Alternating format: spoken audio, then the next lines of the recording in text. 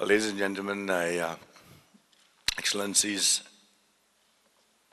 Yang Berbahagia Dr. Victor Yeoh, Deputy MD YTL, ladies and gentlemen, I'm glad to be here amongst such friends. It is sad to see that this, even we cannot feel a premiere of such an important film. But then I've learned to expect this in life, that issues of this nature seems quite far away from people's mind when the political realities, economic realities suggest that they should be home or in their businesses looking after what is very realistic, to put some bread on the butter, or to butter their bread, or to put some rice on the table. And what has global warming and all this elitists got to do with this subject? But I've always learned something,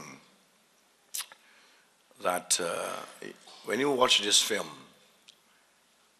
afterwards, I hope you pay a lot of attention on this film, because this film, I would say, rounds up Al Gore's film. Al Gore is fantastic. PowerPoint presentation, the most boring on this earth, can turn into a hit movie of sorts. But this film, when I saw it, touches me so much, tears in my eyes, and reminds me again, although I am an evangelist of sort in this cause, it still touches me, because the depth and the thoughts and the way that it is articulated is it's also something that I hope the young people that are present here today, I'd like to salute all of you who are here today, because you all care, and I know it is only quality people with a heart that cares for a subject, no matter what economic pressures there are in the world.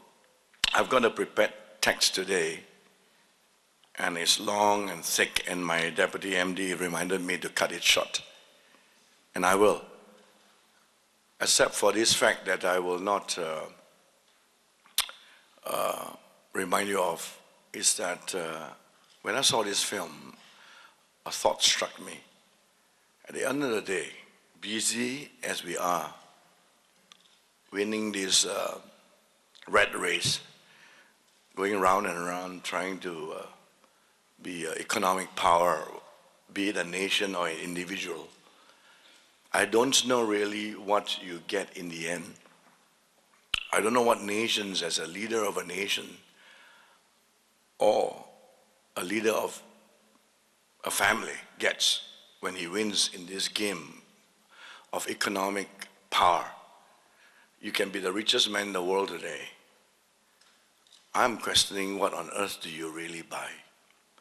And if you watch this film, you will understand, I hope, like I understand, what a Faustian bargain it is to, at the end of the day, win your game, to be best in the breed, best in humanity could produce, whoever you are, whatever field you're in. And all you get is a world that you bought in, a world that is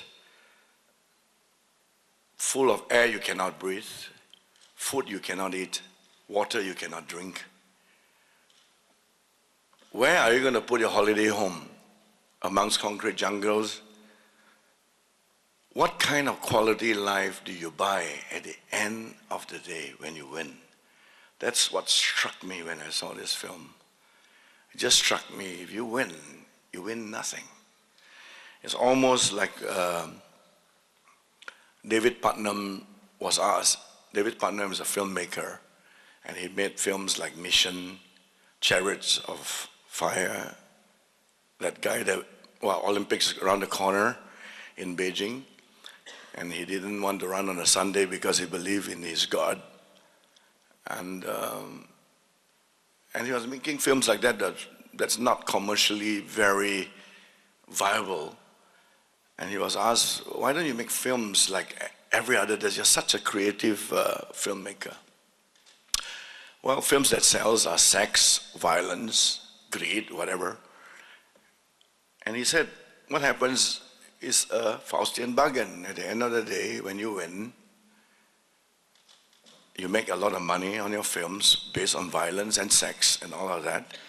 But the trouble with that is, all the money that you make, you're going to build a 20-foot wall around your home, around violence and around sex and around all these things that you make money on.